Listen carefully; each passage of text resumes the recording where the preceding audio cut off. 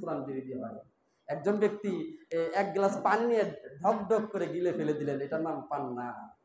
এক গ্লাস পানি পান করলেন দাঁড়ায়া একবারে ঢক ঢক করে বাম হাতে নিয়ে, এটার নাম পানি পান হতেই পারে না। বিশ্বনবী মুহাম্মদ সাল্লাম সেই জন্য বলছেন খাবারের আদব রয়েছে। এক গ্লাস পানি পান করতে গেলে তো 5টি সুন্নাহ আছে এখানে।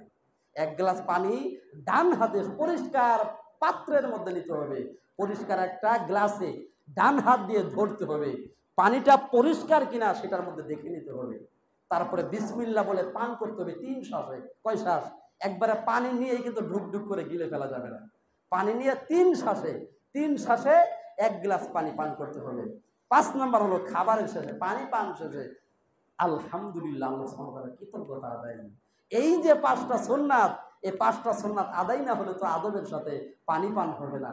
আর খাবারের শুরুতে যে আদব আল আখলাক রয়েছে, যেই তাদিব, যেই শিক্ষা, সেই শিক্ষাগুলো যদি না থাকে তাহলে কিয়ামতের দিন এই খাবারে খাওয়ার মাধ্যমে আল্লাহ সুবহানাহু ওয়া তাআলার কাছে জবাবদিহিতা করতেই হবে, 100% করতে হবে। যাই হোক, যেটা বলছিলাম সম্মানিত ভাই, কৃতজ্ঞতা যদি কেউ আদায় করে আল্লাহ সুবহানাহু ওয়া তাআলা তার কি করে দেয়, তার নিয়ামতকে বাড়িয়ে দেয়।